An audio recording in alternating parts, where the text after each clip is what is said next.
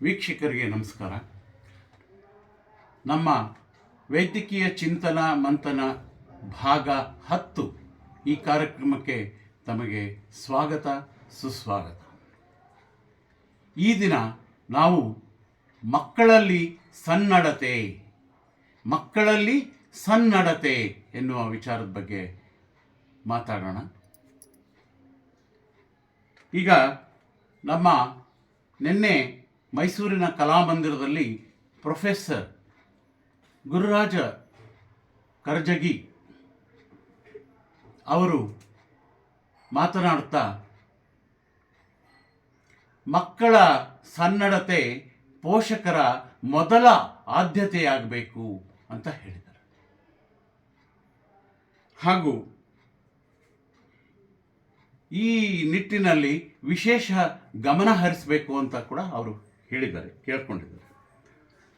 ಇದರಲ್ಲಿ ಶಿಕ್ಷಣ ಅಲ್ಲದೆ ಮನೆಯಲ್ಲಿ ಸಿಗುವಂತಹ ಶಿಕ್ಷಣ ಮಕ್ಕಳಿಗೆ ಬಹುದೊಡ್ಡ ಪಾತ್ರವನ್ನು ಅವರ ಜೀವನದಲ್ಲಿ ವಹಿಸುತ್ತೆ.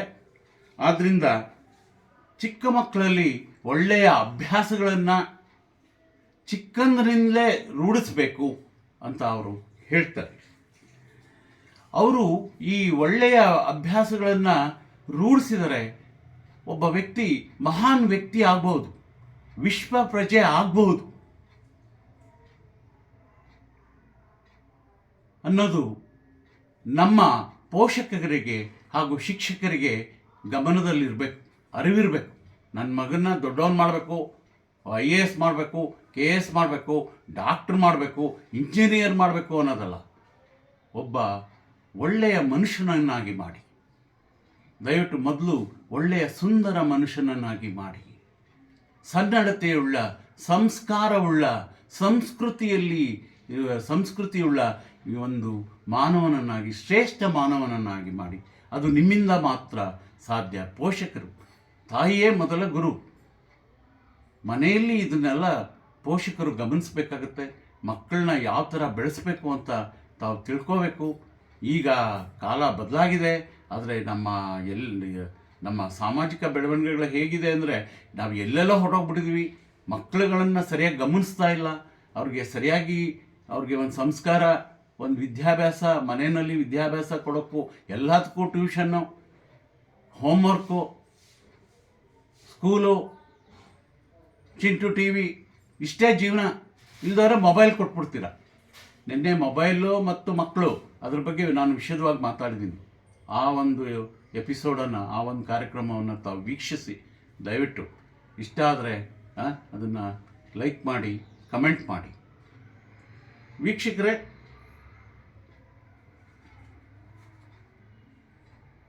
ಈ ನಿಟ್ಟಿನಲ್ಲಿ ಪೋಷಕರು ತುಂಬ ಜವಾಬ್ದಾರಿಯುತವಾಗಿ ನಡ್ಕೋಬೇಕಾಗತ್ತೆ. ಈಗ ಹುಟ್ಟತಾನೆ ಮಗು ಮುಗ್ಧವಾಗಿರುತ್ತೆ.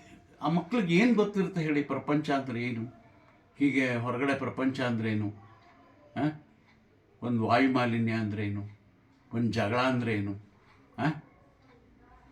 ಏನೇ ಒಂದು ಕೆಟ್ಟತನ, ಇಂಥವೆಲ್ಲ ಏನು ಗೊತ್ತಿರುತ್ತೆ ಹೇಳಿ? ಅವ್ರು ಮುಗ್ಧರು. ಎಲ್ಲ ನಾವುಗಳು ಕಲಿಸ್ಕೊಡೋದು ಅವ್ರಿಗೆ. ನಮ್ಮ ವಾತಾವರಣ ಚೆನ್ನಾಗಿದೆ, ಮನೆಯಲ್ಲಿ ನಾವು ಶುದ್ಧವಾಗಿರ್ಬೇಕು. ತಂದೆ ತಾಯಿಗಳು ನಾವು ಶುದ್ಧವಾಗಿರ್ಬೇಕು. ನಾವು ಒಳ್ಳೆಯ ಸನ್ನಡತೆಯನ್ನು ನಮ್ಮಲ್ಲಿದ್ದರೆ ಅದನ್ನು ನೋಡಿ ಮಕ್ಕಳು ಕಲಿತವೆ.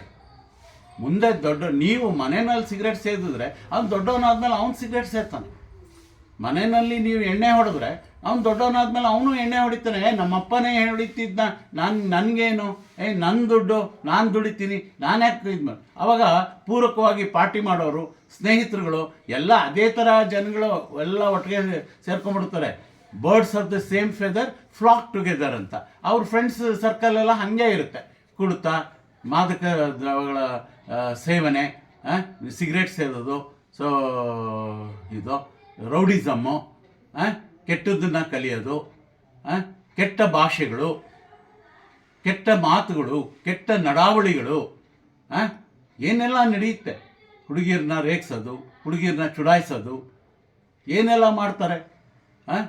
ಪೋರ್ನ್ TVಗಳನ್ನ ನೋಡೋದು, ಆರೋಗ್ಯ ಹಾಳು ಮಾಡ್ಕೊಳ್ಳೋದು, ನಿದ್ರೆ ಸರಿಯಾಗಿ ಮಾಡ್ತಾಯಿಲ್ಲ ಈ ಮೊಬೈಲ್ಗಳಿಂದ. ಟಿ ವಿಗಳಿಂದ, ಲ್ಯಾಪ್ಟಾಪ್ಗಳಿಂದ ಆಹಾರದ ಕಡೆ ಗಮನ ಇಲ್ಲ. ತಿನ್ನೋದೆಲ್ಲ ಕಚಡಾ ಫುಡ್ಡು, ಜಂಕ್ ಫುಡ್ಡು ಅಂತ ನಾವೇನು ಹೇಳ್ತೀವಿ ಅದು. ಪಾನಿಪುರಿ, ಮಂಚೂರಿ, ಚುರುಮುರಿ, ಪಾಸ್ತಾ, ಮ್ಯಾಕ್ರೋನಿ, ಪಿಜ್ಜಾ, ಬರ್ಗರು ಇವೆಲ್ಲ ಆಹಾರನ ಮನೆ ಆಹಾರ ತಗೋಬೇಕು. ಅದನ್ನು ಪೋಷಕರು ಅದನ್ನು ಮೊದಲು ಮಕ್ಕಳಿಗೆ ತಿಳುವಳಿಕೆ ಮಾಡಿಕೊಡ್ಬೇಕು. ಔಟ್ಸೈಡ್ ಫುಡ್ಡನ್ನು ಅವ್ರಿಗೆ ತಗೊಳ್ಳದೇ ಇರೋ ಹಾಗೆ ಅವ್ರನ್ನ ದೂರ ಇಡಬೇಕು. ಅದು ಅವ್ರ ಆರೋಗ್ಯಕ್ಕೂ ಒಳ್ಳೆಯದು, ನಿಮ್ಮ ಪಾಕೆಟ್ಗೂ ಒಳ್ಳೆಯದು. ದಿನ 50 ರೂಪಾಯಿ 100 ರೂಪಾಯಿ ಲೇಸು ಕುರ್ಕುರೆ ತಿಂದ್ಬಿಡ್ತಾರೆ, ಪೆಪ್ಸಿ, ಕೋಕೋ ಕೋಲಾ ಕುಡಿದ್ಬಿಡ್ತಾರೆ. ಯಾಕೆ ಹಣ ವೇಸ್ಟ್ ಮಾಡ್ತೀರಾ? ಅದರಿಂದ ಆರೋಗ್ಯ ವೃದ್ಧಿಸಲ್ಲ, ಮಕ್ಕಳ ಆರೋಗ್ಯ ಹಾಳಾಗ್ತಾ ಇದೆ. ನಿದ್ರೆ ಬರಲ್ಲ ಅವಕ್ಕೆ ಗಾಬರಿ, ದಪ್ಪ ಆಗ್ಬಿಡ್ತಾರೆ, ಸ್ಥೂಲಕಾಯತೆ ಮಕ್ಕಳು. ಏನು ರೋಗ ನಿರೋಧಕ ಶಕ್ತಿ ಇರೋದಿಲ್ಲ, ಹೊರಗಡೆ ಹೋಗಿ ಆಟ ಆಡೋದಿಲ್ಲ. ಕಳಿಸಿ, ಹೊರಗಡೆ ಹೋಗಿ ಆಡಲಿ. ಪ್ರತಿಯೊಬ್ಬನೂ ಒಂದೊಂದು ಅಥ್ಲೆಟ್ ಮಾಡಿ, ಒಬ್ಬ ಸಚಿನ್ ತೆಂಡೂಲ್ಕರ್ ಮಾಡಿ, ಒಬ್ಬ ಅಬ್ದುಲ್ ಕಲಾಂ ಮಾಡಿ. ಗೊತ್ತಾಯ್ತಾ?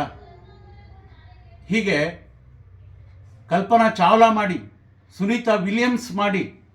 ನಿಮ್ಮ ಕೈಲಿ ಸಾಧ್ಯ ಪ್ರತಿಯೊಬ್ಬನ್ನು. ವಿರಾಟ್ ಕೊಹ್ಲಿ ಮಾಡಿ. ನಿಮ್ಮ ಮಕ್ಕಳಲ್ಲಿ ಪ್ರತಿಭೆ ಇರುತ್ತೆ, ಅದನ್ನು ಗುರುತಿಸಿ, ಆ ಪ್ರತಿಭೆನ ಗುರುತಿಸಿ, ಅದಕ್ಕೆ ಪ್ರೋತ್ಸಾಹಿಸಿ, ಅದನ್ನು ಬೆಳೆಸಿ. ಅವನು ಅಥ್ಲೆಟ್ ಆಗಬೇಕು, ಪ್ರೋತ್ಸಾಹಿಸಿ. ಇಲ್ಲಿ ಟಿ ನರಸೀಪುರದಲ್ಲಿ ನಮ್ಮಲ್ಲಿ ಶಿವಶಂಕರ್ ಅಕಾಡೆಮಿ ಅಂತ ಸ್ಪೋರ್ಟ್ಸ್ ಅಕಾಡೆಮಿ ಇದೆ. ಅದನ್ನು ಉಪಯೋಗಿಸ್ಕೊಳ್ಳಿ. ಅವರು ವ್ಯವಸ್ಥೆ ಮಾಡಿಕೊಟ್ಟಿದ್ದಾರೆ, ಪುಣ್ಯಾತ್ಮರು. ಶ್ರೀಯುತ ನವೀನ್ ಅಂತ ಎಷ್ಟೊಂದು ರಿಸ್ಕ್ ತಗೊಂಡು ಅವ್ರ ಜಾಗದಲ್ಲಿ ಮಾಡಿದ್ದಾರೆ.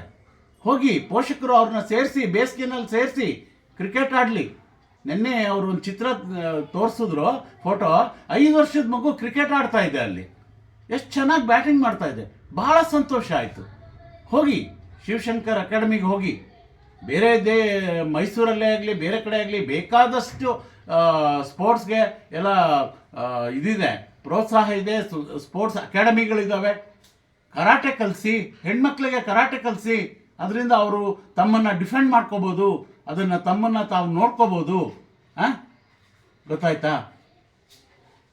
ಯಾಕೆ ಎಷ್ಟೋ ಸಾರಿ ಈ ಹೆಣ್ಮಕ್ಳ ಮೇಲೆ ಲೈಂಗಿಕ ದೌರ್ಜನ್ಯಗಳು ಅವೆಲ್ಲ ನಡೀತವೆ. ಇವ್ರು ಕರಾಟೆ ಕಲ್ತಿದ್ರೆ, ಕುಂಫು ಕಲ್ತಿದ್ರೆ ಏನು ಎಲ್ಲರನ್ನೂ ಹೊಡೆದಾಕ್ಬಿಡ್ಬೋದು. ಹೆಣ್ಮಕ್ಳು ಏನಕ್ಕೆ ಅನುಭವಿಸ್ಬೇಕು? ಹೆಣ್ಮಕ್ಳು ಸ್ಟ್ರಾಂಗ್ ಗುರು, ಹೆಣ್ಮಕ್ಳೇ ಸ್ಟ್ರಾಂಗ್ ಗುರು. ನೀವು ಸ್ಟ್ರಾಂಗ್ ಆಗಿರಬೇಕು. ಹೆಣ್ಮಕ್ಳನ್ನ ಅಥ್ಲೆಟ್ ಮಾಡಿ, ಕಲಿಸಿ, ಕರಾಟೆ ಕುಂಫು ಕಳಿಸಿ. ಈಗ ನಾನು ಸನ್ನಡತೆಗೆ, ಮಕ್ಕಳಲ್ಲಿ ಸನ್ನಡತೆ, ಇದ್ರ ಬಗ್ಗೆ ಕೆಲವು ಟಿಪ್ಸ್ಗಳು, ಕೆಲವು ಸಲಹೆಗಳನ್ನ ಕೊಡೋಕ್ಕೆ ಇಚ್ಛೆ ಪಡ್ತೇನೆ. ನಂಬರ್ 1,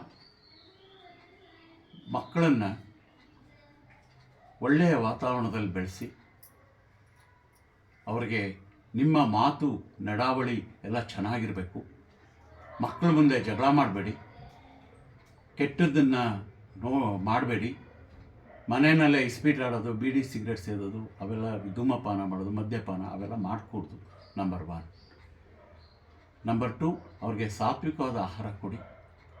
ಒಳ್ಳೆಯ ಆಹಾರ ಇದ್ದರೆ ಒಳ್ಳೆ ಮೈಂಡ್ ಇರುತ್ತೆ, ಒಳ್ಳೆಯ ನಿದ್ರೆ ಬರುತ್ತೆ, ಸನ್ನಡತೆಯೂ ಬರುತ್ತೆ ಮನೆಯಲ್ಲಿ. ನಂಬರ್ 3, ಮನೆಯಲ್ಲಿ ಶ್ಲೋಕಗಳು, ಮಹಾಭಾರತ ಹೇಳ್ಕೊಡಿ, ರಾಮಾಯಣ ಹೇಳ್ಕೊಡಿ, ಭಗವದ್ಗೀತೆ ಹೇಳ್ಕೊಡಿ, ಬಸವೇಶ್ವರ ವಚನಗಳು ಹೇಳ್ಕೊಡಿ. ನಿಮ್ಗೆ ಅದಕ್ಕೆಲ್ಲ ಸಮಯ ಇಲ್ಲ. ನಿಮಗೆ ಮೊಬೈಲಲ್ಲಿ ಇರೋಕ್ಕೆ ಸಮಯ ಬೇಕು. ನಿಮಗೆ ಟಿ ವಿ ಒಳಗಡೆ ಹೋಗ್ಬಿಟ್ಟಿರ್ತೀರ. ಅಡ್ವರ್ಟೈಸ್ಮೆಂಟ್ಗಳನ್ನೂ ಇಂಟ್ರೆಸ್ಟ್ ಆಗಿ ಕಣ್ಣು ಬಿಟ್ಕೊಂಡು ನೋಡ್ತಾ ಇರ್ತೀರ.